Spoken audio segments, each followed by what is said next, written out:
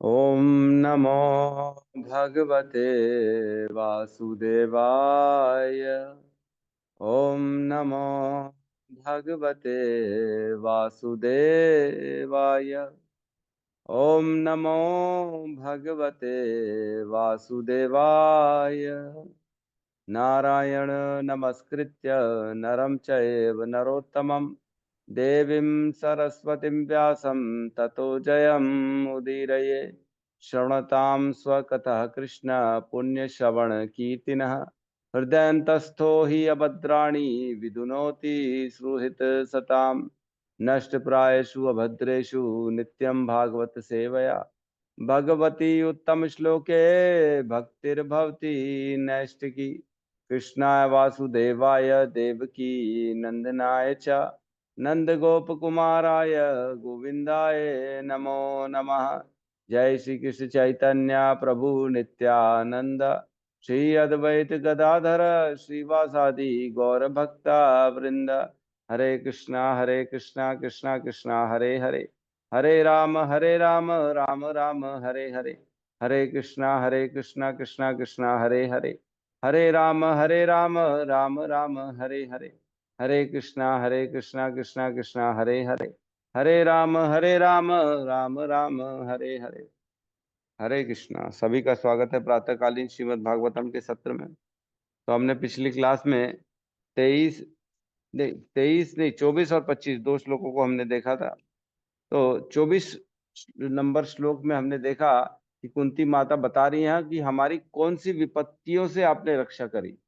भगवान को 23 नंबर श्लोक में बताया था उन्होंने, तय एव नाथेन महुर विपद गणात। लास्ट लाइन में कहा था कि आप ही एक ही नाथ हो हमारे, जो हमारे को बार बार आने वाली जो विपत्तियां थी उनसे आपने हमारी रक्षा करी थी।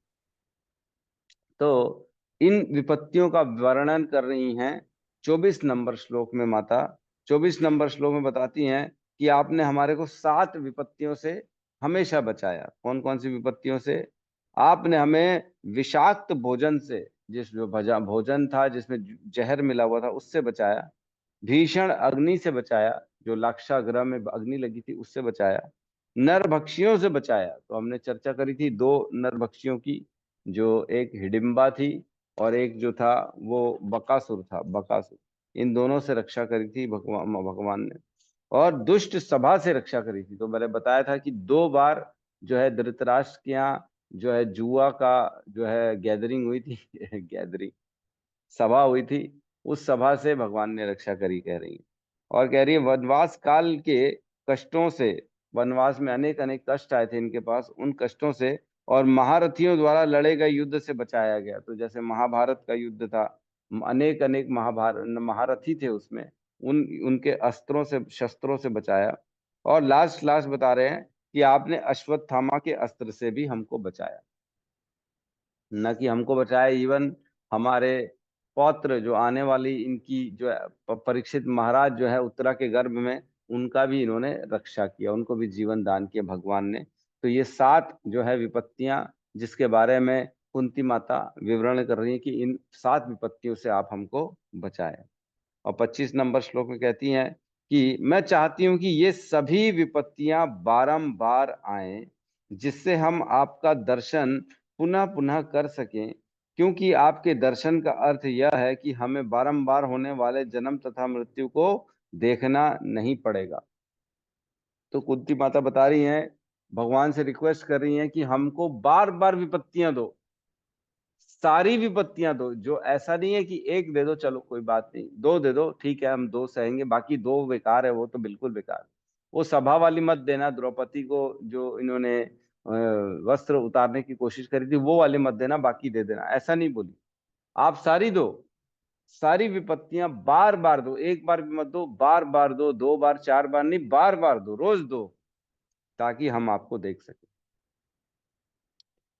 देखो ऐसा है कि भगवान को देखने के लिए साक्षात भगवान की आवश्यकता नहीं है। हृदय में भगवान का दर्शन किया जा सकता है।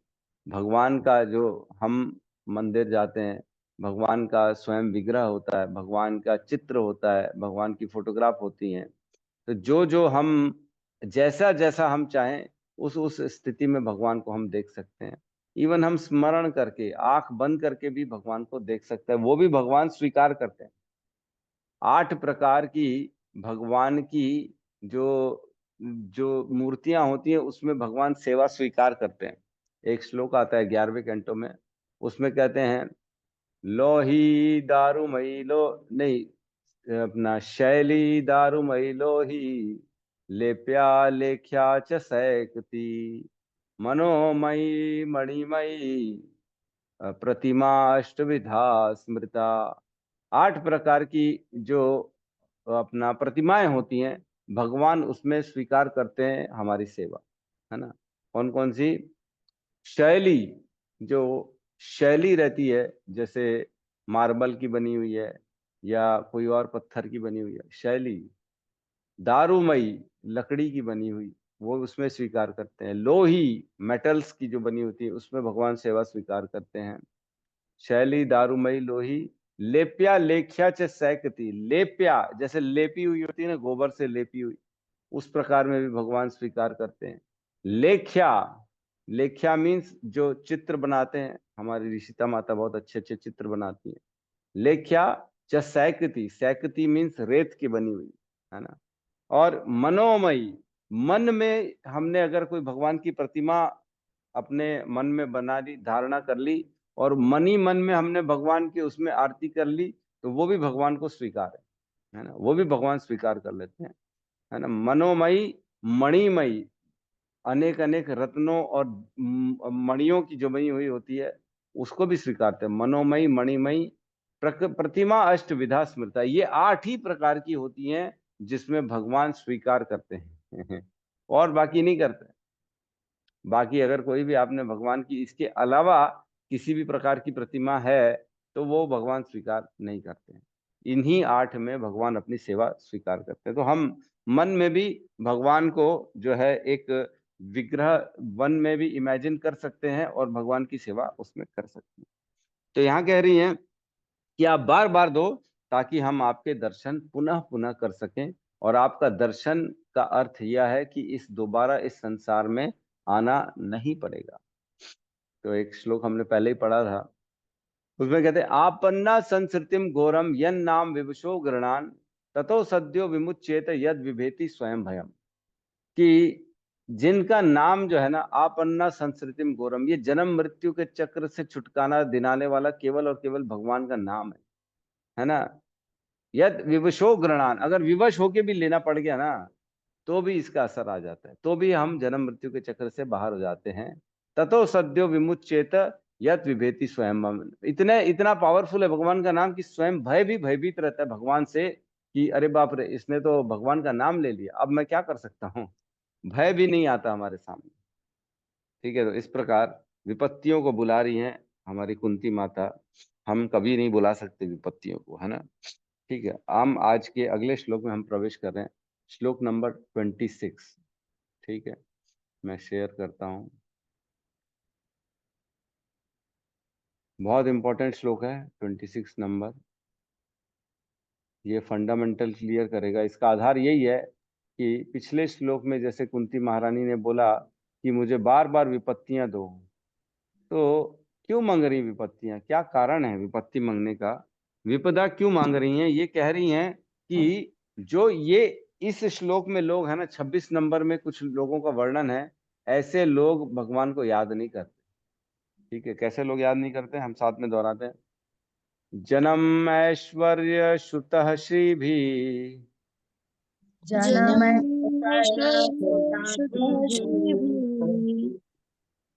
एधमान मदः पुमान,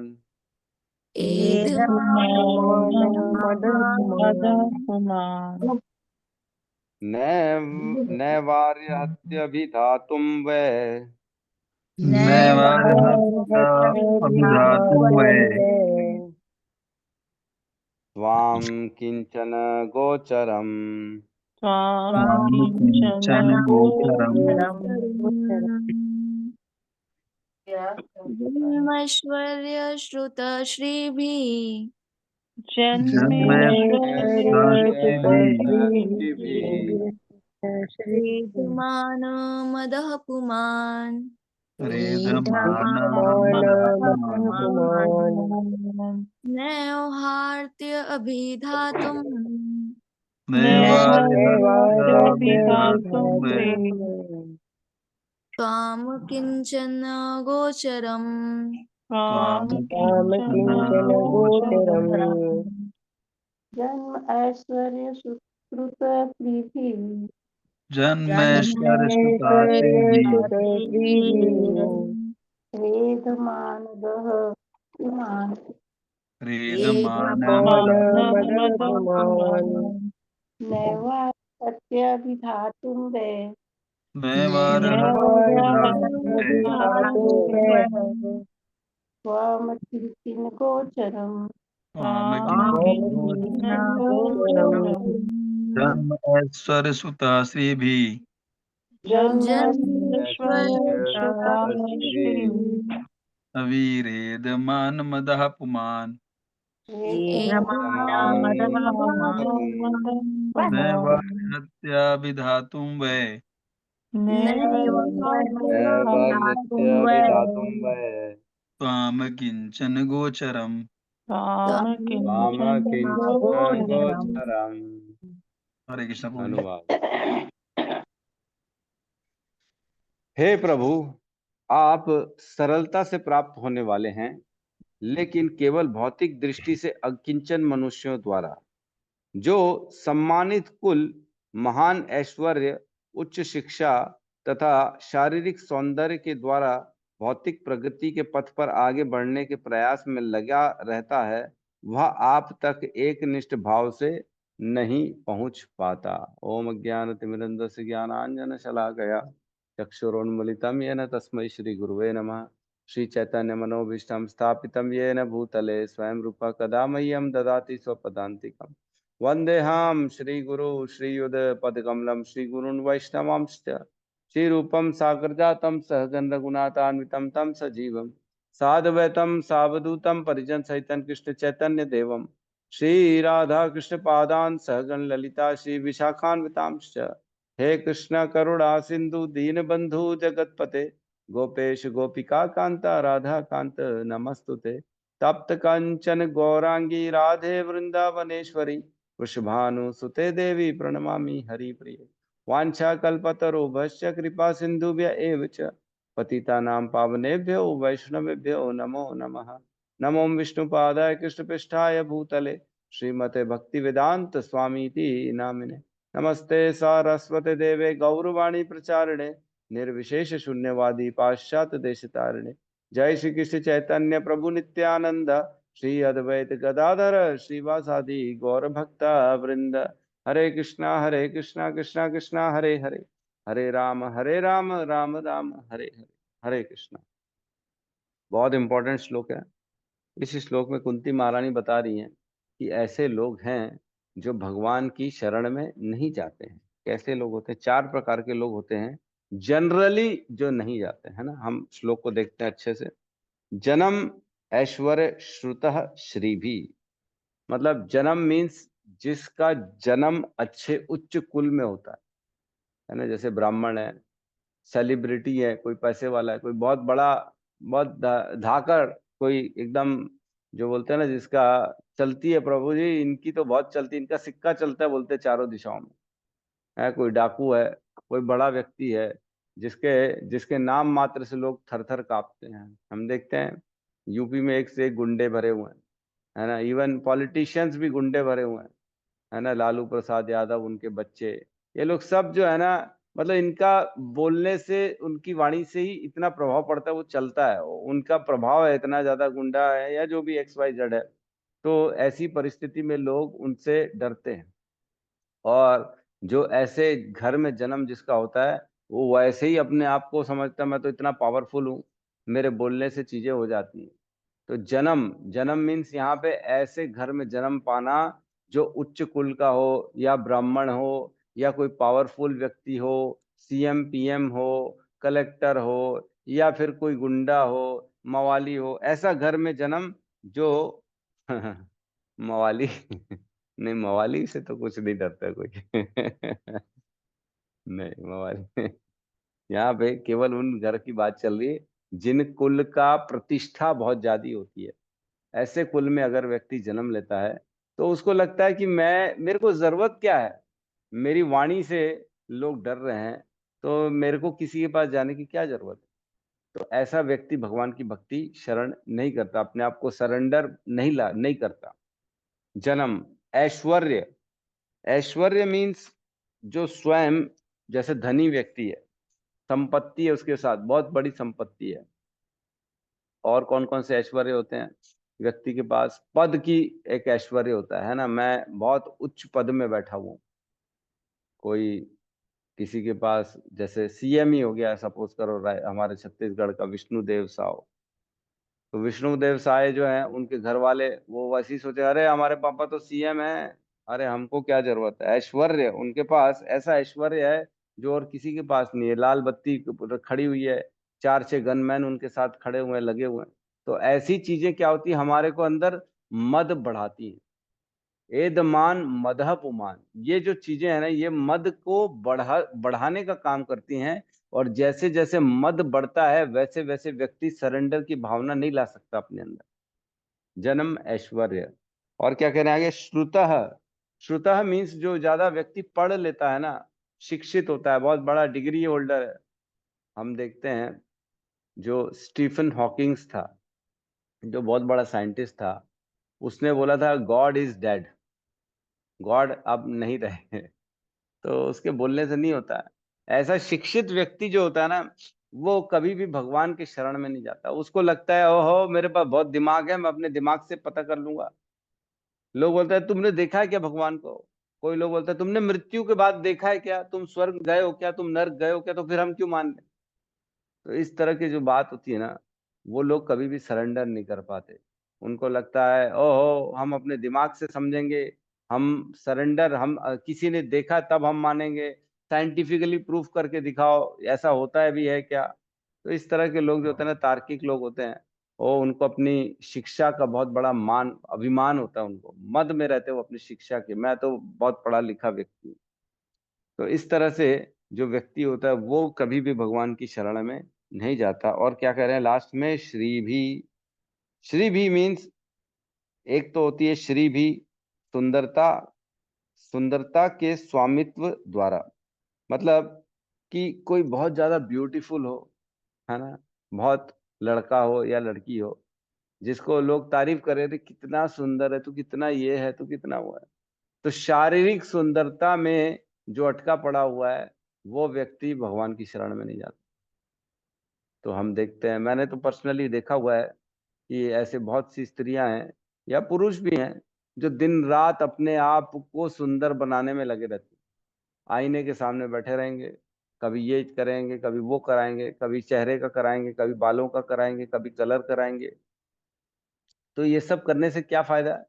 आप केवल ये मान रहे हैं कि मैं बड़ा सुंदर हूं और अपने शरीर में ही हम रह जाते हैं उसमें, ये शरीर मैं हूं, और इसी को सुंदर बनाने का काम करते हैं।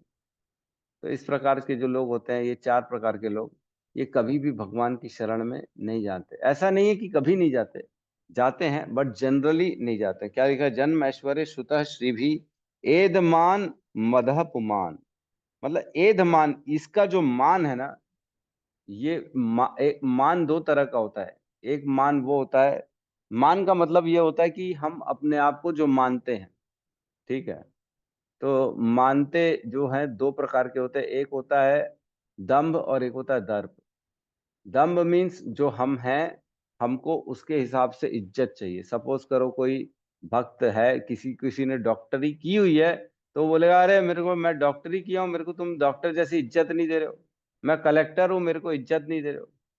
और एक दर्प वो होता है जो हम नहीं हैं, वो दिखाना चाहते हैं। जैसे नेता लोग धार्मिक नहीं होते हैं, लेकिन वो अपने आप को दिखाते हैं कि मैं धार्मिक हूं, मैं तो मंदिर जाता हूं, मैं तो तिलक लगाता हूं, मैं तो कुर्ता पजामा पहनता हूं। दर्प जो नहीं है उसके लिए भी उनको मान चाहिए। और एक मान होता है जो है हम, लेकिन उसका भी मान चाहिए। तो ये दोनों बेकार है। तो एध मान मदह पुमान, ये जो मानते हैं ना हम, जन्म ऐश्वर्य श्रुतः श्रीभी, अपने आप को शिक्षित मानते हैं, अपने आप को अच्छे कुल का मानते हैं, हम अच्छे धनी मानते हैं, अपने आप को सुंदर मानते हैं, ये मानना जब बढ़ जाता है एक लेवल तक, तो व्यक्ति पुमान इसमें इतना गर्वित हो जाता है कि वो जब इतना बढ़ जाता है तब वो भगवान की शरण में नहीं जाता। क्या आगे क्या लिखा है? नैवेर अर्हति अभिधातुम, ऐसे चार व्यक्ति जो होते हैं, ये जो चारों जिसमें बढ़ जाता है, नैवार हत्य अभिधातुम, अभिधातुम का अर्थ होता है ऐसा व्यक्ति कभी भी सरेंडर नहीं हो पाता। तो ऐसा क्यों कह रही है माता कुंती सरेंडर नहीं हो पाता? क्योंकि पिछले श्लोक में ही बताया था उन्होंने कि हमको बार बार विपत्तियां दो।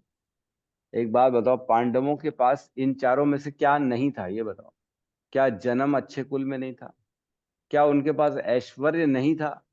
क्या उनके पास श्रुता शिक्षित नहीं थे क्या? अर्जुन तो पूरी पृथ्वी का सबसे बड़ा गांडीवधारी था, उसके जितना धनुष किसी को नहीं आता था, इतना बड़ा गांडीवधारी था।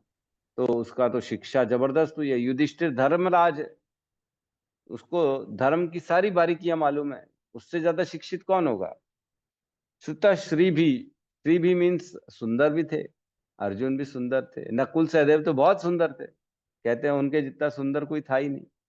तो ये पांडवों के पास चारों गुण थे, ऐसा नहीं है कि नहीं है, लेकिन चारों गुण होते हुए भी माता कुंती कह रही है कि आप विपत्तियां दो, ताकि कहीं हम इन चार जो मद में हम भी पागल ना हो जाएं, कहीं ऐसी परिस्थिति ना आ जाए कि हमारे को अपने कुल का, अपने राज्य का, अपनी शिक्षा का, अपनी धनुर्धारी का, इन सब का अभिमान होने लगे और हम आपसे दूर हो जाएं। तो नैव अर्हतुम अभिधातुम वै त्वम किंचन गोचरम, त्वम अकिंचन गोचरम। लेकिन आपको कौन समझ सकता है? ये जो चार जिसमें बड़े हुए वो तो बिल्कुल ही नहीं जानते, आपको जनरली नहीं जानते, लेकिन कौन जानता है आपको? जो अकिंचन है। अकिंचन मीन्स कौन? अकिंचन तीन तरह का होता है। अकिंचन का अर्थ होता है वह व्यक्ति जिसने अपने आप को पूर्ण रूप से भगवान को सौंप दिया है, एक अर्थ तो ये होता है। और दूसरा अर्थ ये होता है अकिंचन का, वह व्यक्ति जो ये मानता है कि मेरा कुछ है ही नहीं, है ना। हम ये सोचते हैं ना, ये शरीर मेरा है, ये सुंदरता मेरी है, ये पद मेरा है, ये प्रतिष्ठा मेरी है, अरे मैंने कमाया है बॉस, मैंने किया है। जो ऐसा सोचता है ना, वह अकिंचन नहीं है। अकिंचन का मतलब यह है कि मेरा कुछ है ही नहीं इस संसार में। मैंने क्या सूर्य बनाया है, मैंने क्या जल को बनाया है, तो मेरा कैसे हो गया? क्या मैंने पृथ्वी को बनाया है? क्या मैंने लोहों को बनाया है जो अपना घर बोले ये घर मेरा है, मैंने बनाया? अरे हमने किया ही क्या है? पृथ्वी से लिया, उसी को थोड़ा सा ऐसा ऐसा शेप दे दिया और अपने आप को समझने लग गया कि मेरा हो गया। हमारा शरीर तक हमारा नहीं है, शरीर भी तो एक दिन छूटने वाला है। शरीर जब हमारा नहीं है तो शरीर से रिलेटेड वस्तुएं हमारी कैसे हो सकती? हो सकती क्या? नहीं हो सकती। अकिंचन गोचरम, जो अकिंचन होता है वह परमहंस होता है। वो जानता है कि मेरा इस संसार में कुछ भी नहीं है, केवल और केवल मेरे को कुछ काल के लिए ये किराए का शरीर दिया गया है, इसका उपयोग करना है मेरे को सही जगह में, ना कि इसका उपभोग करना है। उपयोग करना है सही रास्ते के लिए, भगवान की प्राप्ति के लिए, भक्ति के लिए, सत्कर्म के लिए, कर्तव्य निभाने के लिए ये शरीर दिया गया है। अपने कर्म को काटने के लिए शरीर दिया गया है, न कि पाप के लिए। पाप करे जा रहे, इंद्रिय तृप्ति करे जा रहे शरीर में रहते हुए। अरे शरीर बॉस मिला काय के लिए है? ना अयम देहो देह बाजाम निर्लोके, कष्टान कामान अर्हते व्यंग भुजाम ये, तपो दिव्यम पुत्र कायेन सत्वम, शुद्धयेत यस्मात् ब्रह्म सौख्यम तु अनंतम। ऋषभ देव अपने पुत्रों से कहते हैं कि क्यों मिला है तुमको शरीर? तपो दिव्यम पुत्र कायन, पुत्र तपस्या के लिए शरीर मिला है। ये इंद्रिय तृप्ति तो कुत्ते और सुअर भी कर लेते हैं, तो तुम इंद्रिय तृप्ति के लिए क्यों इतने प्रयास कर रहे हो? जिसको मनुष्य का शरीर मिला है वो ये आहार निद्रा भय मैथुनम च, ये चार में उसको नहीं फंसना चाहिए, है ना। आहार निद्रा भय मैथुनम च एतद भी पशु भी नराणाम, धर्मान ही तेषाम अधिको विशेष, धर्महीन पशु भी समाना। जो धर्म के बिना मनुष्य है वो पशु तुल्य है, पशु के समान है। पशु में और उसमें कोई अंतर नहीं है, क्योंकि आहार, निद्रा, भय और मैथुन ये पशुओं में भी है, पूर्ण रूप से है, बल्कि मनुष्यों से ज्यादा है, अच्छा है उसमें। जितना मनुष्य खा नहीं सकता उससे ज्यादा खाते हैं पशु, जितना सो नहीं सकता मनुष्य उससे ज्यादा और अच्छा सोते हैं बाकी पशु, जितना मैथुन आदि क्रिया जो होती है मनुष्य नहीं कर सकते उससे ज्यादा करते हैं पशु पक्षी। तो इस तरह से पशु पक्षी हमारे से ज्यादा ये सब करते हैं, हमको इसमें ज्यादा फंसना नहीं, हमको तपस्या में लगना है। तो यहाँ पे कह रहे हैं कि ये जो चार चीजें हैं जिनके पास होती हैं वो जनरली नहीं फंसते। तो आपने देखा, जैसे हमने अनुवाद पढ़ा, इसमें लिखा है सबसे पहले, हे प्रभु आप सरलता से प्राप्त होने वाले हैं। तो क्या भगवान सरलता से प्राप्त होने वाले हैं? क्या लगता है हमको ऐसा? प्रभुपाद ने लिखा है ये अनुवाद, तो प्रभुपाद ने लिखा है तो कुछ सोच समझ के लिखा होगा। एक एस्ट्रिक साइन लिखा हुआ है बाद में, लेकिन ऐसा नहीं है, लेकिन केवल भौतिक दृष्टि से अकिंचन मनुष्यों का, जो भौतिक संसार में ये मानते हैं कि मेरा कुछ भी नहीं है, उनको भगवान सरलता से मिल जाते हैं, बहुत सरलता से। तो ये अब हम कैसे इनका कनेक्शन जोड़ें? तो ये जो चार चीजें, जन्म जो अच्छे कुल में है, ऐश्वर्य पैसे वाला है, पद में है, प्रतिष्ठा में है, श्रुतः शिक्षित है, और श्री भी बहुत सुंदर है, ये जो चार है ना, ये चीजें एक्चुअल में हमारे अंदर अहंकार बढ़ा देती है कि नहीं? अहंकार आ जाता है। हम देखते हैं कभी हम बड़ी गाड़ी में जाते हैं तो ऑटोमेटिकली बाजू में साइकिल वाले को हम हीन समझते ही हैं। ये आ ही जाता है, कुछ भी बोल लो आप, कैसा भी कर लो। अच्छी गाड़ी रहेगी ना, बाजू में किसी की खटारा आएगी, अरे क्या खटारा में घूम रहा है, क्या है खटारा में, क्या छोटी, ए रिक्शा साइड हो, देख नहीं रहा हमारी बड़ी गाड़ी आ रही है। तो ये भाव आ जाता है हमारे अंदर। तो ये भाव से हमको फ्री होना है। हमारे को इसमें फंसेंगे तो हम अकिंचन, हमारे को भगवान की प्राप्ति सरलता से नहीं होने वाली। अहंकार रहित रहेंगे तब भगवान की प्राप्ति हो। ये चार ऐश्वर्य, जन्म, ये सब अहंकार बढ़ा देते हैं अंदर व्यक्ति। ओहो मेरे को जानता नहीं है, मैं तो ये इस घर से हूँ, मैंने ये किया है, मेरा ये पद है, ये मेरी ये प्रतिष्ठा है।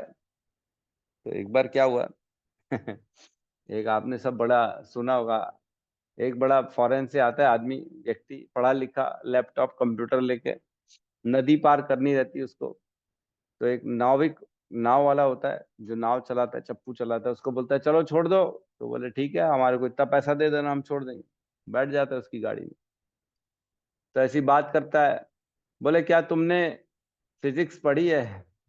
नाविक से वो पूछता है, बाहर वाला फॉरेनर। तो बोलता है नहीं, मैंने फिजिक्स तो नहीं पढ़ी, मैं नहीं जानता हूँ। बोले तुम पढ़े लिखे नहीं हो यार, तुम्हारा तो जीवन 25% तो बर्बाद है तुम्हारा जीवन। बोले अच्छी बात है। फिर बोलता है थोड़ी देर में, तुमको कंप्यूटर मालूम है? कंप्यूटर क्या होता है, कंप्यूटर जानते हो? वो नाविक बोलता है नहीं, कंप्यूटर तो मैं नहीं जानता। बोले, कंप्यूटर नहीं जानते हो तो 50% जीवन तुम्हारा बर्बाद है।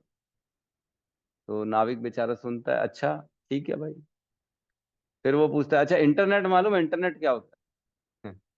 बोले इंटरनेट, नाविक बोलता है मेरे को तो ये भी नहीं मालूम। बोलता है अरे तेरा तो 75% जीवन बर्बाद है, 75% तूने जीवन बेकार कर दिया। फिर थोड़ी देर बाद जो है तूफान आ जाता है और नाव हिलना डुलना चालू हो जाती है। तो नाविक बोलता है उससे, क्या बाबूजी आपको तैरना आता है? बोलता है वो जो पढ़ा लिखा व्यक्ति, बोलता है नहीं तैरना तो नहीं आता मैं। तो नाविक बोलता है आपका तो पूरा 100% जीवन बर्बाद है मेरा तो 75% बर्बाद है, आपका 100% बर्बाद है। अब नाव डूब जाएगी, जब तैरोगे नहीं तो क्या बचाओगे अपने आप। तो इस प्रकार जो होता है ना, हमको अभिमान, अहंकार हो जाता है। एक्चुअल में शिक्षा का, अपने नॉलेज का, अपने ज्ञान का, अपने कुल का, अपने जन्म का, इन सब चीजों का अभिमान हो जाता है हमको, और हम दूसरे को हीन भावना से समझते हैं। तो क्या सच में अगर हम सोचें कि किसी दिन हम डूब रहे हैं, किसी दिन हमारी मृत्यु सामने आके खड़ी हो गई है, किसी भी परिस्थिति में, किसी भी स्थिति में लटक रहे हैं, सपोज करो कुएं में या किसी खाई में, किसी रस्सी धागे के जो है बचा रहे हैं अपने आप को, तो क्या उस परिस्थिति में ये शिक्षा हमारी काम आएगी? कोई उच्च पद में है तो हमारे क्या काम आएगा? अगर हमारे पास बहुत पैसा है, संपत्ति है, तो क्या काम आएगी? क्या हमारा सुंदरता हमको बचा सकती है मृत्यु से? क्या हमारा कुल हमको बचा सकता है मृत्यु से? कोई नहीं बचा सकता। जब मृत्यु आएगी, ये कोई काम का नहीं है। जन्म ऐश्वर्य श्रुतः श्रीवी, कोई काम का नहीं। तो इन चीजों के लिए किस बात का अहंकार करना, इन चीजों के लिए किस बात के लिए प्रयास करना, जब ये हमारे को विकट परिस्थिति में नहीं बचा सकते। लेकिन भगवान की भक्ति हमको महान से महान भय से बचाती है। भगवान कहते हैं भगवत गीता के दूसरे अध्याय में, नेह अभिक्रमनाशो अस्ति प्रत्यवायो न विद्यते सुअल्पमसि धर्मस्य त्रायते महतो भयात्। मैं ये महान से महान भय से रक्षा करते भगवान की भक्ति, भगवान का नाम। अगर सपोज करो किसी ने बहुत पैसा कमाया, बहुत पैसा है उसके पास, है ना, और उसने पूरा पैसा घर में रखा हुआ, एकदम नोटों की गड्डियां भरी पड़ी हुई है उसके पास, और सपोज करो वो नोट 2000 के हैं सरकार ने जिसको बंद कर दिया, तो अब क्या उस नोटों का अभिमान कर सकता है वो? अगर आज भी उसके पास सपोज करो 2000 के नोट हैं, तो अब क्या वो अभिमान करेगा? क्योंकि अब नोट की तो कोई गिनती नहीं, 2000 की तो वैल्यू खत्म हो चुकी, सरकार ने बैन कर दिया। वही नोट बैन के पहले नोट थे, आपको सब दिलाने की शक्ति रखते थे, लेकिन आज उन नोटों में कोई शक्ति नहीं है। ये हमको समझना पड़ेगा कि ये केवल हमारी भावनाएं हैं, केवल हमारी मानसिकता है जो ये सोचती है कि ये धन है, इससे मैं सब कुछ कर सकता हूँ। कुछ नहीं कर सकता, कुछ भी नहीं कर सकते। तो इस प्रकार हम जो है ये समझते हैं कि यहाँ पे जन्म ऐश्वर्य श्रुता शिवी, ये अहंकार हमको छोड़ना पड़ेगा, तभी हमको भगवान की प्राप्ति हो पाएगी, अदरवाइज नहीं हो पाएगी। तो इसमें कह रहे हैं, हम भगवत गीता अगर आपको ध्यान होगा तो 15वें अध्याय में भगवान ने 4 श्लोक बताए थे। मैंने आपको बताया था 15.12, 13, 14, 15, ये 4 श्लोक में बताते हैं भगवान कि जो व्यक्ति भोग करता है, हम इंद्रिय तृप्ति करते हैं, उसकी व्यवस्था भी भगवान ही करके देते हैं हमको। हमारे में इतना सामर्थ्य नहीं है कि हम भोग खुद अपनी शक्ति से कर सकते। तो मैं चारों श्लोकों का अनुवाद पढ़ रहा हूँ, तो आपको समझ में आएगा थोड़ा सा कि भगवान कैसे हमारे भोग के लिए व्यवस्था कर रहे हैं, और हम अपने अंदर अहंकार लेके बैठते हैं कि नहीं मैंने व्यवस्था करी। ठीक है, तो श्लोक नंबर 15.12 में कहते हैं भगवान, सूर्य का तेज जो सारे विश्व के अंधकार को दूर करता है मुझसे ही निकलता है, चंद्रमा तथा अग्नि के तेज भी मुझसे उत्पन्न होते हैं। तो व्यक्ति को अगर कहीं घूमना फिरना है, कुछ भी करना है, सूर्य के प्रकाश के बिना नहीं किया जा सकता। चंद्रमा के प्रकाश के बिना आनंद नहीं आता। रात की चांदनी, यहाँ जाना है, हम तो फार्म हाउस में रात को छत पे ऊपर लेटे, क्या चांदनी? अरे तुमने क्या किया? चांदनी तो भगवान ने बनाई है ना। तुमने फार्म हाउस में जाके छत में बैठ गए और तुमने सोचा कि अरे मैंने किया है। ऐसा नहीं है, मुझसे ही निकलता है, भगवान से ही निकलता है। और 13वें नंबर श्लोक में कहते हैं, मैं प्रत्येक लोक में प्रवेश करता हूं और मेरी शक्ति से सारे लोग अपनी कक्षा में स्थित रहते हैं। मैं चंद्रमा बनकर समस्त वनस्पतियों को जीवन रस प्रदान करता हूं। तो भगवान कह रहे हैं सारे लोग, इवन पृथ्वी अपनी कक्षा में स्थित है, सुबह हो रही है, दोपहर हो रही है, रात हो रही है, ये सब जो हो रहा है ये भगवान की शक्ति से हो रहा है। भगवान की शक्ति है इसलिए हम पृथ्वी में खड़े हुए हैं, अदरवाइज गुरुत्वाकर्षण नहीं होता तो हम हवा में निकल गए होते कब का बाहर अंतरिक्ष में। तो ये सारी व्यवस्था कौन कर रहे हैं? भगवान कर रहे हैं। और क्या कह रहे हैं भगवान? मैं चंद्रमा बनकर समस्त वनस्पतियों को जीवन रस प्रदान करता हूं। तो एज पर शास्त्र, जो भी आम में रस है, संतरे में रस है, पाइनएप्पल में रस है, टमाटर में रस है, जो भी स्वाद आ रहा है वो क्यों आ रहा है? क्योंकि चंद्रमा की शक्ति से आ रहा है। चंद्रमा रस प्रदान करती है हर चीज को ताकि उसमें टेस्ट आए। तो ये कौन करता है? भगवान करते हैं, हम नहीं करते। व्यक्ति आम लाके सोचता है अरे मैंने तो हापूस आम लेके आया हूँ, खा के देखो, देखा मेरी कमाई से खाओ। अरे तुमने थोड़ी रस डाला है उसमें, रस तो भगवान ने डाला है, कह रहे हैं भगवान यहाँ। और 14 नंबर श्लोक में कह रहे हैं, मैं समस्त जीवों के शरीर में पाचन अग्नि वैश्वानर हूं, और मैं श्वास प्रवास प्राण वायु में रहकर 4 प्रकार के अन्नों को पचाता हूं। अगर कोई व्यक्ति कुछ खा भी रहा है ना, आम खा रहा है, पिज्जा खा रहा है, डोसा खा रहा है, कुछ भी खा रहा है, तो कह रहे हैं कि जो भगवान हमारे अंदर पाचन शक्ति है वो भी भगवान है, पचाने की शक्ति जो है वो भी भगवान है, और प्राण वायु भी भगवान है। प्राण रहेंगे तब तो हम किसी चीज को भोग पाएंगे, प्राण नहीं रहेगा तो अचेत अजीवन जो शरीर, मृत शरीर होता है, उसमें शक्ति नहीं होती कुछ भी भोगने की। तो भगवान कह रहे हैं कि मैं ही हूं वो शक्ति जो तुम्हारे सारे अन्नों को, 4 प्रकार के अन्नों को मैं पचाता हूं। 4 प्रकार के अन्न बताए गए हैं यहाँ पे, जो होते हैं पेय, भोज्य, लेह, चोष्य। पेय मीन्स जो पिया जाता है, भोज्य मीन्स जो चबाया जाता है, और लेही जो जिसे चूसा जाता है, और एक जिसे निगला जाता है। इस प्रकार के 4 प्रकार के अन्न होते हैं जो भगवान पचाते हैं।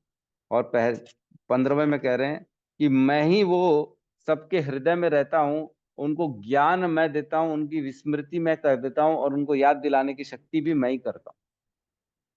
तो अगर हमको ज्ञान नहीं रहेगा तो हम कुछ नहीं कर पाएंगे, हमारे अंदर जो है किसी भी प्रकार की शिक्षा प्रवेश ही नहीं कर पाएगी जब तक ज्ञान नहीं हो। याद रखने की शक्ति होती तभी लोग बोलते हैं अरे क्या स्मरण शक्ति है, हर चीज याद रहता है, पूरा एज इट इज लिख के आ गया एग्जाम पेपर में। तो भगवान ही कह रहे हैं कि मैं ही वो मत स्मृति ज्ञानम अपोहनम च, मैं ही याद दिलाने की शक्ति हूँ भाई, तुम में किसी में शक्ति नहीं है कि तुम अपने आप कुछ याद कर सको। तो हमें लगता है कि हम इस संसार में करने वाले हैं। तो मैं एक दो लाइन इसमें तात्पर्य की पढ़ रहा हूँ, बहुत अच्छी है। भौतिक दृष्टि से उन्नत होने का अर्थ है किसी कुलीन परिवार में जन्म लेना और प्रचुर संपत्ति, शिक्षा तथा आकर्षक सौंदर्य से युक्त होना। तो भौतिक दृष्टि में इसी को उन्नति कहा जाता है ना, भौतिक दृष्टि से। सारे भौतिकवादी लोग इन सभी भौतिक ऐश्वर्यों को प्राप्त करने के पीछे पागल रहते हैं। सभी लोग केवल यही 4 चीजें, जन्म, ऐश्वर्य, श्रुता, श्री भी, ये 4 चीजों के लिए प्रयास कर रहे हैं कि मेरे को यही चाहिए बस। पागल हो जाते हैं, पागल मतलब इतना गलत काम कर लेते हैं इसको प्राप्त करने के लिए जिसकी कोई हद नहीं। और इसी को भौतिक सभ्यता की उन्नति कहा जाता है, इसी को ग्रोथ कहा जाता है। अरे वाह क्या लाइफस्टाइल हो गई है, अरे क्या भोग करता है, अरे क्या सुंदर हो गया है। तो सुंदर को उन्नति कहा जाता है, तभी तो लोग इतना ब्यूटी पार्लर में खर्चा करते हैं, स्किन के डॉक्टरों को इतना इतना पैसा देते हैं। आजकल तो ऑपरेशन भी होते हैं, स्किन टाइटनिंग का ऑपरेशन, स्किन ग्लो करने का ऑपरेशन। माइकल जैक्सन काले थे पहले, उन्होंने ऑपरेशन करके अपने आप को गोरा कराया था, बहुत जबरदस्त बड़ा ऑपरेशन किया, गोरा किया था। उनके पास बहुत पैसा था, उन्होंने सभी तरह के अपने पास डॉक्टर एडवाइजर रखे थे कि मेरे मृत्यु ना हो, लेकिन उनकी मृत्यु हो गई, बचा नहीं सके अपने आप को। इतने ज्यादा पॉपुलर थे, इतने ज्यादा पॉपुलर थे, फिर भी अपने आप को, उनका ये नाम, उनका ऐश्वर्य उनको बचा ना सका। एक बॉक्सर थे मोहम्मद अली, नाम सुना होगा आपने, मोहम्मद अली। वो जब प्रवेश करते थे रिंग में तो अलग ही टाइप का एक माहौल बन जाता था। बहुत उनकी टैगलाइन, 4-5 अच्छी टैगलाइन थी। वो जैसे प्रवेश करते हैं स्काई के जैसे हैं, वो आकाश के जैसे हैं, इस तरह की 4-5 लाइनें थी, मोहम्मद अली, मोहम्मद अली, मोहम्मद अली। बोलते हैं वो एक मुक्का मारते थे, सामने वाला धराशायी हो जाता था। एक भी उन्होंने हारा नहीं था अपने जीवन में, एक भी लड़ाई हारी नहीं थी मोहम्मद अली। लेकिन मोहम्मद अली की स्थिति बाद में ये हो गई कि उनको जिस मुक्के से मारते थे, किसी को भी एक मुक्के से गिर जाता था, धराशायी हो जाता था, उसी हाथ से अब वो एक चाय का कप नहीं उठा पाते हैं, क्योंकि उनको पार्किंसन एक डिजीज हो गई थी, बीमारी हो गई थी, पार्किंसन बीमारी, जिससे हाथ कांपने लगते हैं ऐसे ऐसे ऐसे। और वो सोचते हैं, मोहम्मद अली बाद में बोला उन्होंने कि मैं इसी हाथ से एक मुक्का मारता था, व्यक्ति नामो निशान मिट जाता था, खड़ा नहीं हो पाता था, अब इसी हाथ से मैं एक कप नहीं उठा पाता हूं। तो किसकी शक्ति है, कहां गई वो शक्ति, कौन दे रहा है वो शक्ति? जिससे नाम हो रहा है, भगवान दे रहे हैं। तो कभी भी अपने ऊपर अहंकार नहीं करना चाहिए कि मैं करने वाला हूं। करने वाले भगवान है। भगवान कहते हैं बीजम माम सर्वभूतानाम वृद्धि पार्थ सनातनम बुद्धि बुद्धिमताम अस्मि तेज तेजस्वी नाम अहम। जिसके अंदर भी अत्यधिक बुद्धि है, जो इंटेलिजेंट है, वो मैं हूँ। इंटेलिजेंस उसका मैं हूँ। भगवान कहते हैं कोई तेज है, कोई स्मार्ट है, कोई अच्छी बात करता है, कोई बहुत बढ़िया तेज अच्छे से बोल देता है, किसी को भी बोलने में खत्म कर देता है, उसको डिबेट में सबको हरा देता है, तो वो बोल रहे शक्ति किसकी है? भगवान कहते हैं वो मेरी शक्ति है, तुम्हारी नहीं है। तो अपनी शक्तियों, अपने गुणों पे हमको कभी अभिमान नहीं करना चाहिए। हमेशा हर पल हर स्थिति में भगवान का गुणगान करना चाहिए। भगवान आपके कारण मैं हूं, आपके कारण मेरे ये सारे गुण हैं। आप ही ने तो मुझे ऐसी परिस्थिति में डाला है, ऐसे कुल में मुझे जन्म दिया है। मेरे मेरे में शक्ति नहीं है। क्या हम चॉइस करते अपने घर को? नहीं नहीं, एक काम करो ना, मेरे को ना मुकेश अंबानी के घर में जन्म देना, या बिरला भी ठीक है, टाटा तक मैं चला लूंगा, इससे नीचे मेरे को किसी घर में जन्म नहीं देना। क्या हम ऐसा बोल सकते हैं? नहीं बोल सकते। हमारे हाथ में चॉइस नहीं है। चॉइस प्रकृति के पास है। हमारे कर्मों के आधार पे हमको जन्म दिया जाता है। ठीक है, तो किसी का कोई प्रश्न है तो हम ले सकते हैं।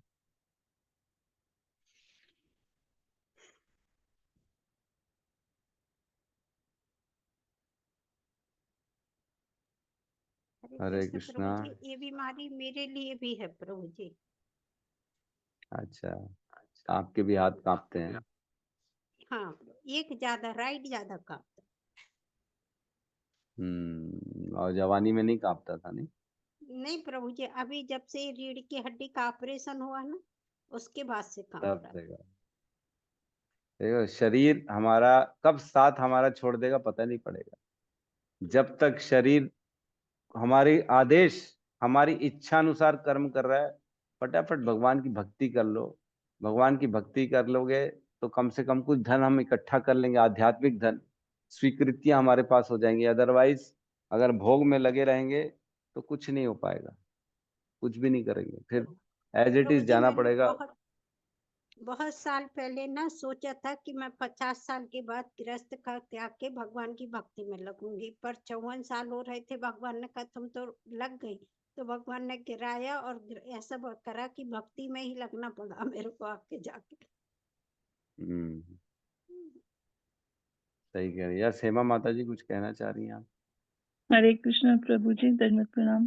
प्रभु जी, आज अरे मोक्षदायिनी एकादशी है ना, तो हम आपने जैसे बताया कि पितरों को मोक्ष की इच्छा से हम अपना जो है पुण्य फल उनको देते हैं।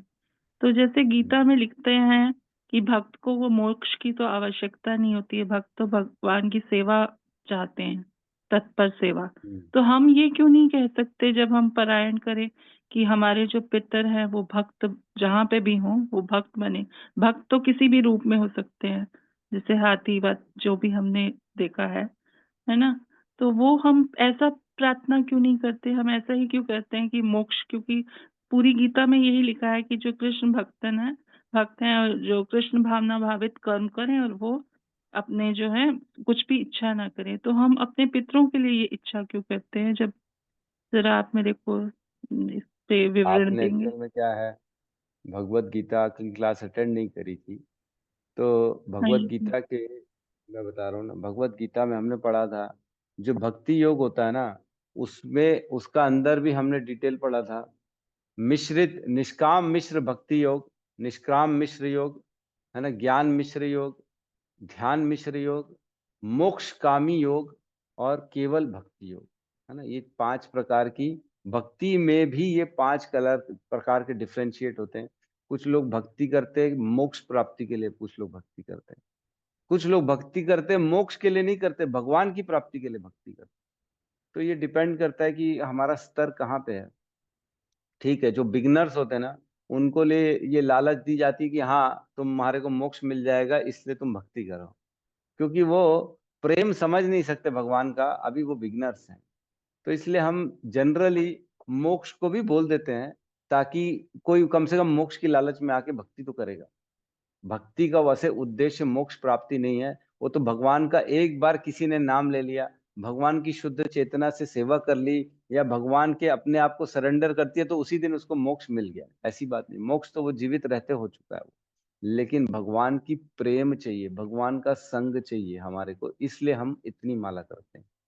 तो बिगिनर्स के लिए होता है जनरली ये, इसलिए हम सबको ऐसे ही बोल देते हैं कि ठीक है मोक्ष के लिए कम से कम ये काम कर लो आप। तो लेकिन आप जब अपनी एकादशी का व्रत का अपने पितरों को समर्पण करते हैं, चाहे अपने नाम हम माला कर सकते हैं। आपको मैं बता दूं, हमारे इस्कॉन में ऐसे गुरु हैं, ऐसे आचार्य हैं, जिनको मैं जानता हूं, जिनको मैं पर्सनली जानता हूं, उन्होंने, हम जैसे माला करते हैं, एक एक माला करके हमको पुण्य जैसे मिलते हैं, हमारी स्वीकृतियां होती हैं भगवान की, तो हम ये माला को चाहें तो अपनी शक्ति से किसी को दे सकते हैं, है ना। मैंने देखा है कि हमारे सीनियर सीनियर भक्त जो शुद्ध भक्त हैं, डेथ बेड पे कोई लेटा हुआ है, सपोज करो उनका शिष्य है, उनके बच्ची, मैं पर्सनली बता रहा हूँ, एक उनका शिष्य था, उनकी बच्ची, छोटी सी बच्ची थी 8-10 साल की, वो बहुत बीमारी से लड़ रही थी और डॉक्टर ने बोला अब इसका समय आ चुका है, आप खत्म है ये। और इत्तेफाक से उस समय वो गुरुजी वहां पहुंच गए। तो ये बहुत रो रहा था उनका शिष्य, बोले गुरुजी कुछ रक्षा करो मेरी बेटी की, ऐसी परिस्थिति, छोटी सी बच्ची, मेरे को देखा नहीं जा रहा। तो गुरुजी गए, उन्होंने उन्होंने कुछ मंत्र बोला, उस बच्ची का हाथ पकड़ा और अपने जीवन का कुछ काल उनको दे दिया, अपने जीवन का कुछ समय निकाल के। अब जो भी बोला होगा एग्जैक्टली डिटेल नहीं मालूम, लेकिन मेरे को स्वयं बताया उन्होंने। तो ऐसा ऐसा हुआ और देखा, विदिन 6 आवर्स वो लड़की ठीक हो गई और अगले दिन वो लड़की हॉस्पिटल से बाहर निकल गई, छुट्टी हो गई उसकी, जो डेथ बेड पे थी, जिसका समय आ गया था। तो ये शक्तियां होती हैं हमारी माला में, इतनी शक्ति होती है, इसको कभी भी कम नहीं समझना चाहिए। अगर माला आप अपने पितरों को दे रहे हो तो निश्चित तौर से उनका उद्धार होगा, भगवत प्राप्ति मिलने वाली है उनको। तो क्या होता है, एक आध जन्म उनको दोबारा आना पड़ेगा, क्योंकि जो स्वीकृतियां हैं उनके आधार पर उनको भक्ति खुद करनी पड़ेगी। आपने अपने माला उनको अर्पित कर दी, अब निश्चित तौर से उनका जन्म ऐसे घर में होगा जहाँ पे उनको बचपन से भक्ति मिलेगी और वो स्वयं भक्ति करेंगे और भगवत प्राप्ति करेंगे। ऐसा ऐसा होता है, करना पड़ता है, स्वयं उनको करना पड़ेगा, लेकिन अनुकूल माहौल मिल जाएगा अगर आप उनको अपनी भक्ति प्रदान कर देंगे। तो ये ऐसा होता है, ये स्वीकृतियां हम देते हैं ताकि वो आए और उनके लिए भी ये पथ एकदम क्लियर, रास्ता साफ स्पष्ट हो जाएगा, बचपन से मालूम होगा मेरे को करना क्या है, भक्ति करनी है, नाम लेना है और भगवत प्राप्ति करनी। भटकेंगे नहीं इधर उधर, जैसे हम आधा जन्म तो भटक गए, 50 साल 40 साल लग गए मेरे को भगवान की भक्ति को समझने में, अभी तक तो खाने पीने में मौज करने में जीवन चला गया।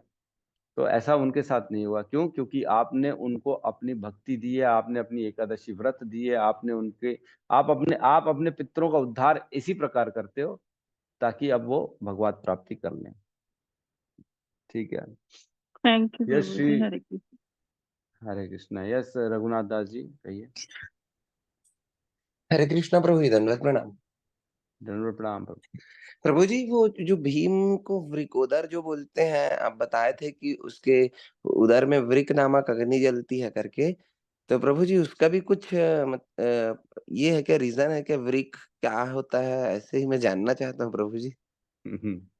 मेरे को जानकारी नहीं है कि अच्छा, उसके उदर में जो वृक नाम की अग्नि है, वो वृक कैसे आई और क्यों आई, ये तो मैंने भी नहीं पढ़ा। आप खूब बल्कि खाते थे ना रिसर्च, प्रभु जी वो? हाँ बचपन से खाने के शौकीन थे। तो अगर आप पढ़े तो आपको अगर मिले तो बताइएगा, हमको भी शेयर करिएगा। जी जी प्रभु जी, बस ठीक वही है। यस पूछना था। हाँ यस प्रभु जी, स्वपन वो, प्रभु। हाँ, हाँ हाँ कहिए कहिए। हाँ प्रभु जी, वो ना एक माता जी अभी 2 दिन पहले से ज्वाइन कर रही हैं। उनका नाम है दीपा माता जी। हम्म। जी प्रभु जी, आप उस दिन नहीं थे वैसे। आनंदानी माता जी को इंट्रोड्यूस कराया था, तो आपको वही इंट्रोड्यूस करा रहा हूँ प्रभु जी। दीपा माता जी हैं, ये मेरे ख्याल से बेमेतरा या कहीं की है तो। हम्म। अभी तो मेरे ख्याल, यस दीपा माता जी हैं हमारे साथ में। तो में दीपा तरह हरे माता, की कृष्णा बताई प्रभु थी। जी। हरे कृष्णा माता जी, आपका बहुत बहुत प्रणाम। स्वागत है। तो आपका स्वागत है हमारे ग्रुप में। और बहुत बहुत आशा कर धन्यवाद। आशा कर रहे हैं आपको सब चीजें अच्छी लग रही होंगी, समझ में आ रहा होगा। तो इनके स्वागत के लिए सब मिलके एक बार हरे कृष्ण महामंत्र कर लेते। दीपा माता जी कर ले। हरे कृष्णा हरे हरे कृष्णा कृष्णा हरे कृष्णा कृष्णा कृष्णा हरे हरे हरे राम हरे राम राम राम हरे हरे। हरे। बस 2 दिन माता जी आप मेरे को दीजिएगा, कल और परसों 2 दिन मैं क्लास नहीं ले पाऊंगा। फिर परसों से दोबारा हमारा ये जो जैसे आज का सेशन हुआ ऐसे रोज सेशन चलेगा और धीरे धीरे हम भक्ति में आगे बढ़ेंगे। ये स्वपन प्रभु कहिए। हरे कृष्णा प्रभु जी। मेरे प्रश्न है, जैसे भौतिक संसार दुखों से भरा हुआ है, तो हमारा शरीर दुख भोगने के लिए मिला है। बिल्कुल सही कहा।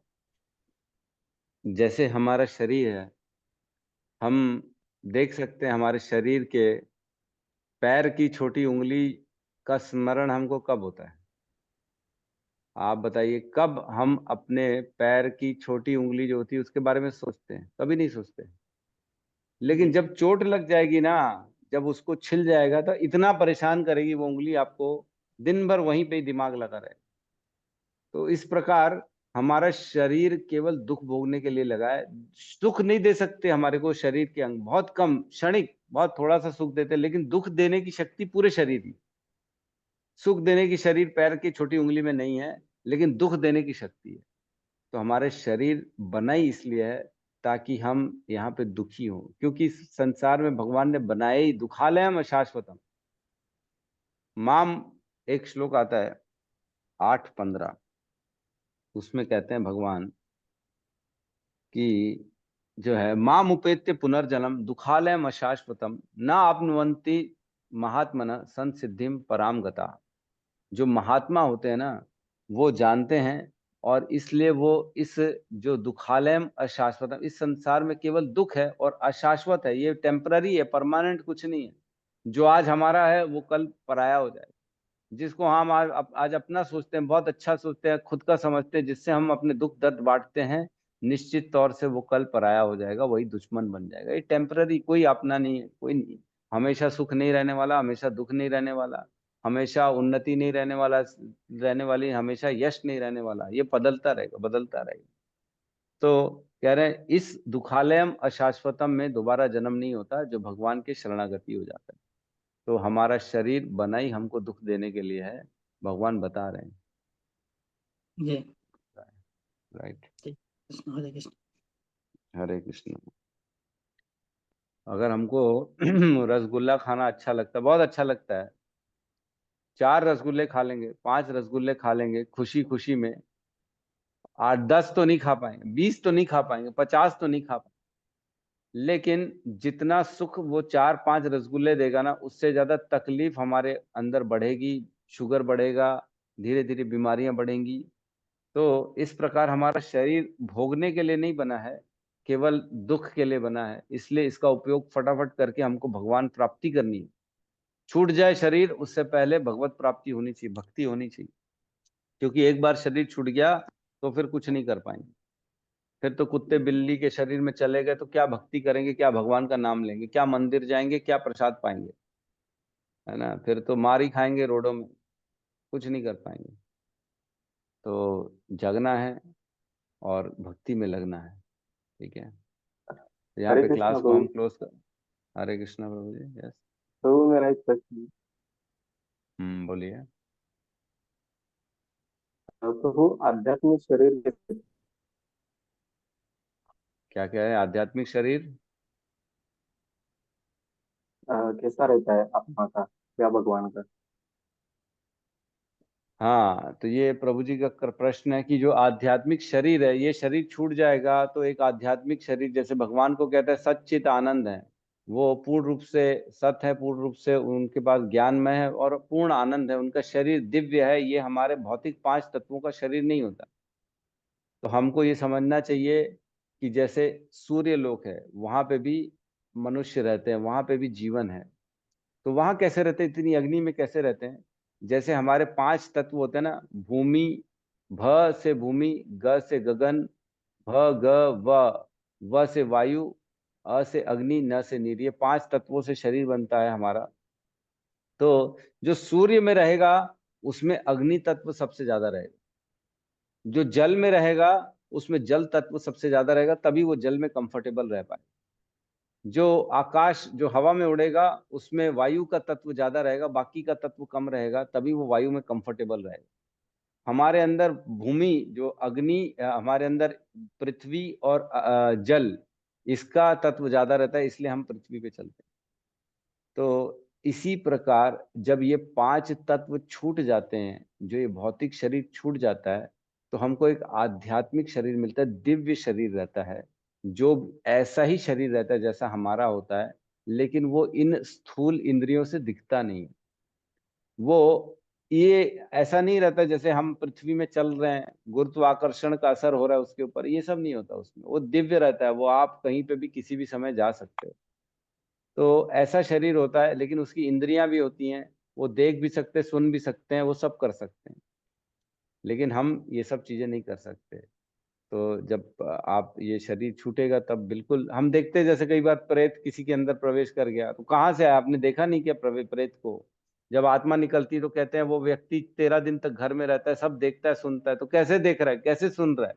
उसको एक दूसरा दिव्य शरीर, आध्यात्मिक शरीर मिलता है, उससे वो ये सब कर पाते हैं। लेकिन वो ट्रांसीडेंटल होता है, ट्रांसपेरेंट होता है, हम देख नहीं सकते, हम उसको छू नहीं सकते, हम उसको सुन नहीं सकते, हम समझ नहीं सकते, हमारी इंद्रियों के परे होता है वो। जैसे बोलते हैं ना, कुत्ते लोग होते हैं, वो देख लेते हैं यमराज के दूतों को, जब कोई आते हैं यमराज के दूत, लेकिन हम नहीं देख पाते। क्यों? क्योंकि हमारे पास वो शक्ति नहीं है। उनको दी हुई है भगवान ने शक्ति, वो रोते हैं, कई बार हम देखते हैं ना, मरने से पहले कुत्ते रोते रहते हैं, वो उनको दिख जाता है कि आया है अब लेने, इसको कोई कोई लेने आया जा रहा है। तो वो दिव्य लेवल है, ट्रांसडेंटल अलग दूसरा डायमेंशन होता है, उस डायमेंशन में वो कार्य करते हैं। जैसे हम आज भी देखते हैं कि हमारे आंखों की शक्ति कम होती है, लेकिन एक्सरे मशीन जो होती है वो पूरा अंदर ही अंदर शरीर को देख लेती है। हमारे सुनने की शक्ति जो होती है वो कम होती है, कुछ फ्रीक्वेंसी हम सुन ही नहीं पाते हैं। जो जो आर्मी यूज करती है, जो डिफेंस यूज करते हैं, वो सिस्टम, वो मशीन्स बना ली गई हैं, वो पता करने के लिए कितनी दूरी में है, कौन क्या भाषा बात कर रहा है। हम देखते हैं कि पिक्चर खींचा हमने, मोबाइल से दूसरे मोबाइल में चला गया। तो ये कैसे होता है? ये एक ट्रांसीडेंटल दूसरा डायमेंशन होता है, उसमें ये सारी चीजें कार्य कर रही हैं, हमको नहीं दिखता। लेकिन हमारे मोबाइल में हम बात कर रहे हैं, क्या देख पा रहे हैं कैसे हमारा मोबाइल दूसरे मोबाइल से कैच करके हमारी आवाज वहां तक पहुंचा रहा है? नहीं पता पड़ रहा है, लेकिन ये पता पड़ रहा है कि काम तो कर रहा है, कुछ तो है। टीवी का एंटीना छत के ऊपर लगाते थे, पूरा कैच कर लेता था टीवी का एंटीना, और घर में टीवी चालू हो जाती थी। तो वो कैसे कर रहा है पता नहीं पड़ रहा है, लेकिन कर रहा है। तो उसी प्रकार एक आध्यात्मिक शरीर मिलता है हमारे को, वो रहता है, और हमारे आसपास यहाँ पे एट एट द मोमेंट हमेशा हमारे आसपास बहुत सारे भूत प्रेत रहते ही हैं, लेकिन हमको दिखते नहीं है, वो दूसरे डायमेंशन में रहते हैं। वो हमारे आसपास ही है, इस पृथ्वी में ही घूम रहे हैं, लेकिन हमको दिखते नहीं है। वो हमको छू नहीं सकते, हम उनको नहीं छू सकते, लेकिन कुछ लोगों के पास पावर आते हैं, तो वो तंत्र विद्या से, शक्ति से भूत प्रेतों को देख सकते हैं, उनसे बात भी कर सकते हैं। लेकिन हम नहीं कर सकते, क्योंकि हम उस डायमेंशन में जा नहीं सकते। तो जैसे जैसे हम आध्यात्म में आगे बढ़ते हैं, शक्तियां आती हैं, तो धीरे धीरे धीरे ये शक्तियां भी मिलना चालू होती हैं, कि हम देख सकें, सुन सकें, इनसे भी बात कर सकें। ऐसा होता है। ठीक है प्रभु जी, समझ में आ गया।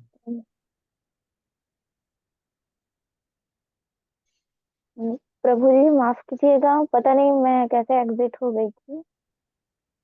क्या कह रही माता जी? वो पता नहीं नेटवर्क प्रॉब्लम की वजह से मैं लीव हो गई थी।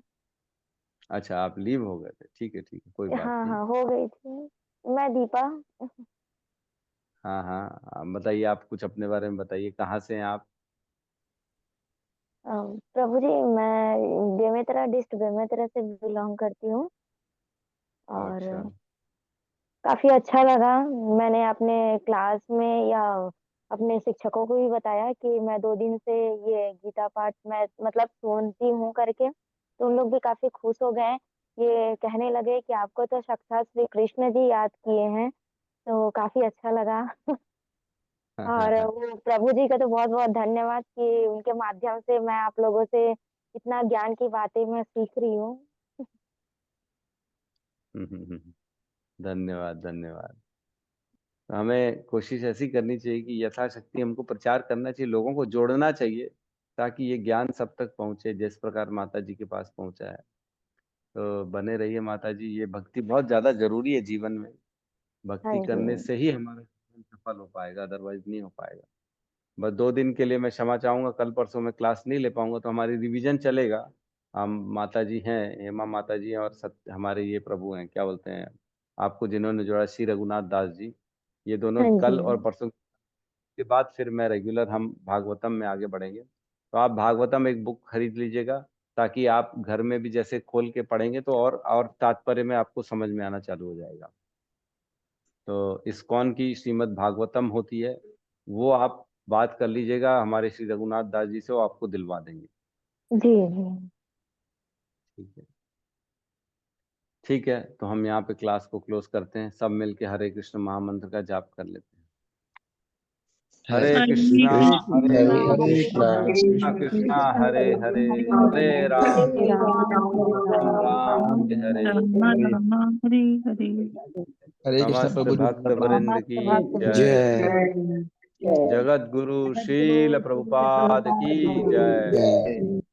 पिताई गौर प्रेमानंदे हरि हरि हरि बोल। हरि बोल। हरे कृष्ण प्रभु। हरे हरे कृष्णा। हरे कृष्ण प्रभु जी, हरे दंड प्रणाम। हरे कृष्ण दंडवत प्रभु जी, प्रणाम। दंडवत प्रणाम। कृष्णा दंडवत प्रणाम। हरे कृष्णा प्रभु जी, थैंक यू। प्रभु जी, धन्यवाद। सत्यम प्रभु जी यस ना, मेरा बात हुआ है क्लास के लिए, तो सत्यम